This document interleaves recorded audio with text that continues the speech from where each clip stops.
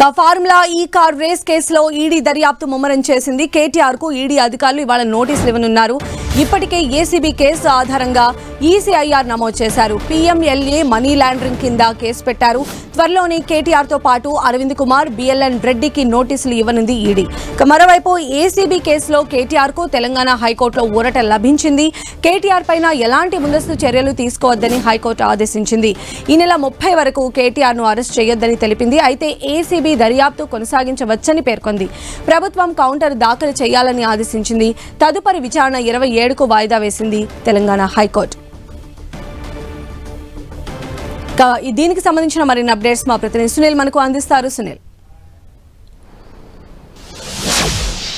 రాష్ట్ర వ్యాప్తంగా తీవ్ర దుమారం రేపుతున్నటువంటి ఫార్ములా ఈ కార్ రేస్ కేసులో ఇప్పుడు ఈడీ అధికారులు రంగంలో దిగారు. ఇప్పటికే మనం చూసాం ఈసీఆర్ కింద ఈడీ అధికారులు కేసు నమోదు చేయడం జరిగింది. ఏసీబీ అధికారులు దాఖలు చేస్తున్నటువంటి కేసు ఆధారంగా ఇప్పుడు ఈడీ అధికారులు ఈ కేసులో దూకుడు పెంచారని చెప్పవచ్చు. Enforcement case information report ECR కింద నిన్న ఈడీ అధికారులు అటు ఈ ఫార్ములా కేసులో కేసు నమోదు చేయడం జరిగింది. ఇందులో మనం చూసాం ఇప్పటికే ముగ్గురుపై అటు ఏసీబీ ముగ్గురుపై కూడా కేసు నమోదు చేసింది. ఇందులో A1గా మాజీ మంత్రి బీఆర్ఎస్ వర్కింగ్ ప్రెసిడెంట్ కేటీఆర్తో పాటు మరోవైపు అటు గతంలో పనిచేసినటువంటి ప్రిన్సిపల్ సెక్రటరీగా పనిచేసినటువంటి అరవింద్ కుమార్తో పాటు అదేవిధంగా హెచ్ఎండిఏ మాజీ చీఫ్ ఇంజనీర్గా ఉన్నటువంటి బిఎల్ఎన్ రెడ్డి ఈ ముగ్గురిని కూడా నిందితులుగా చేర్చింది ఏసీబీ. ఆ ఏసీబీ రిపోర్ట్ ఆధారంగా ఈడీ అధికారులు కూడా ముగ్గురుపై కేసు నమోదు చేసిన జరిగింది. త్వరలోనే ఈడీ అధికారులు ఆ ముగ్గురికి కూడా నోటీసులు ఇచ్చి విచారించాలని భావిస్తున్నారు. ఈరోజు సాయంత్రం వరకు కూడా ఆ ముగ్గురికి నోటీసులు ఇచ్చేందుకు ఈడీ అధికారులు రంగం సిద్ధం చేసినట్లు కూడా సమాచారం తెలుస్తుంది. ముఖ్యంగా విదేశీ సంబంధించినటువంటి పెట్టుబడులు కావచ్చు, మరోవైపు ట్రాన్సాక్షన్ డబ్బులో మనీ ట్రాన్సాక్షన్ సంబంధించిన వివరాలు వీటన్నిటికి సంబంధించిన దానిపై కూడా ఈడీ అధికారులు పూర్తిగా కూపీలాగే అవసరం ఉంది.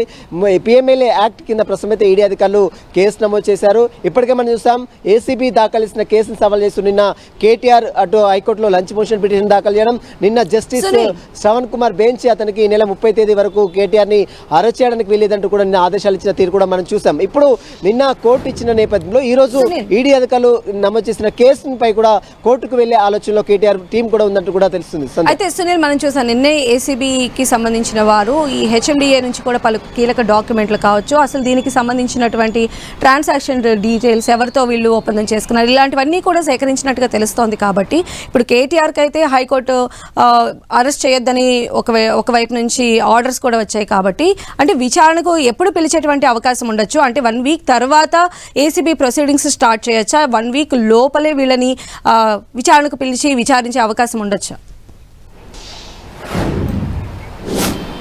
ఏసీబీ దాఖలు ఇచ్చిన కేసులో కేవలము అతనికి ఈ నెల 30 తేదీ వరకు కేటీఆర్ని అరెస్ట్ చేయొద్దు అని మాత్రమే ఇచ్చింది. కానీ ఇన్వెస్టిగేషన్ మాత్రం యథావిధిగా కొనసాగించుకోవచ్చు. ఇన్వెస్టిగేషన్ ఎక్కడ కూడా ఆపాలని కోర్టు ఎక్కడ కూడా ఆదేశాలు జారీ చేయలేదు. దీంతో అటు కేటీఆర్కి త్వరలోనే అటు ఏసీబీ అధికారులు నోటీసులు జారీ చేసి విచారించి అతని యొక్క స్టేట్మెంట్ కూడా నమోదు చేసుకునేందుకు ఇప్పటికే ఏసీబీ అధికారులు కూడా సిద్ధమైనట్లు కూడా మనకు సమాచారం తెలుస్తుంది. మరోవైపు ఈడీ అధికారులు ఇప్పుడు రంగంలో దిగారు. కాబట్టి ఈడీ అధికారులు త్వరలోనే నోటీసులు జారీ చేసి ఖచ్చితంగా కేటీఆర్తో పాటు అరవింద్ కుమార్ని మరోవైపు బిఎల్ఎన్ రెడ్డి కూడా ముగ్గురు కూడా ఈడీ అధికారులు కూడా విచారించే అవకాశం. ఎప్పుడైతే ఈడీ అధికారులు కేసు నమోదు చేశారో ఆ క్షణమే ఈరోజు హైకోర్టులో క్వాష్ పిటిషన్ కానీ లేదా మరొక హౌస్ మోషన్ పిటిషన్ కానీ, ఎందుకంటే ఈరోజు సాటర్డే కాబట్టి ఖచ్చితంగా హౌస్ మోషన్ పిటిషన్ వేస్తారని కొంత సమాచారం కూడా తెలుస్తుంది. ఎందుకంటే ఇప్పటికే ఏసీబీ దాఖలు చేసిన కేసుపై ఇప్పటికే అరెస్ట్ 30 తేదీ వరకు అరెస్ట్ చేయొద్దని ఇప్పటికే కోర్టు ఆదేశాలు జారీ చేసింది. కాబట్టి ఈ పిటిషన్ కూడా ఈడీ అధికారులు దాఖలు చేసిన కేసులో కూడా అతనికి హైకోర్టులో పిటిషన్ దాఖలు చేసేందుకు కేటీఆర్ కూడా సమాయత్తం అవుతున్నట్లు కూడా కొంత సమాచారం తెలుస్తుంది. త్వరలోనే అటు ఏసీబీ అధికారులు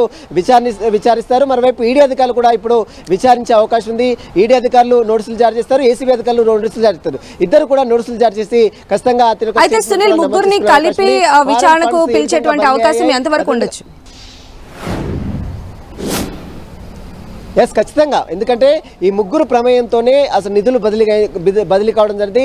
ఎఫ్ఈఓ కంపెనీకి ఏ విధంగా బదిలీ చేయడం జరిగింది, అసలు బదిలీ చేయాలని ఆదేశాలు ఇచ్చింది ఎవరు, అది అప్రూవల్ చేసింది ఎవరు, అసలు ఎవరు దీన్ని అటు గవర్నమెంట్కి దృష్టికి తీసుకురావడం జరిగింది. ఎందుకంటే క్యాబినెట్ ఆమోదం లేకుండా, ఫైనాన్స్ సెక్రటరీ ఆమోదం లేకుండా, ఆర్బీఐ అప్రూవల్ లేకుండా ఏ విధంగా మీరు బదిలీ చేశారు, ఇదంతా కూడా నిబంధనలకు విరుద్ధంగా బదిలీ చేశారనేది అటు పోలీసులు కావచ్చు, అటు ఏసీబీ చెప్తున్న ప్రశ్న. మరోవైపు ప్రభుత్వం మాత్రం కేటీఆర్ కేటీఆర్ మాత్రం ఇదంతా కూడా సక్రమంగా జరిగింది, ఇదంతా కూడా అగ్రిమెంట్స్ ప్రకారమే జరిగిందని కూడా కేటీఆర్ చెప్తున్నారు. మరి దీనిపై అటు ఏసీబీ అధికారులు ఏ విధంగా దర్యాప్తు చేస్తారు, మరోవైపు ఇప్పటికే రంగంలోకి దిగినటువంటి ఈడీ అధికారులు దర్యాప్తు ఏ విధంగా కొనసాగిస్తారో, తొలిలోనే నోటీసులు జారీ చేస్తారా లేదా అనేది కూడా చూడాల్సింది చెప్పవచ్చు. సంధ్య. Okay, right Sunil.